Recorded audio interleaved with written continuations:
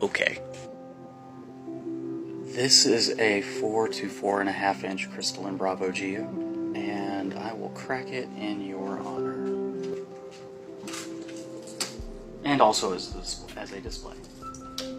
But that's beside the point. I like being efficient.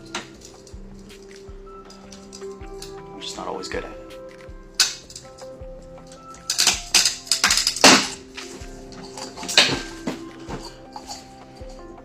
Oh, yes, yes, yes. Ooh, yeah.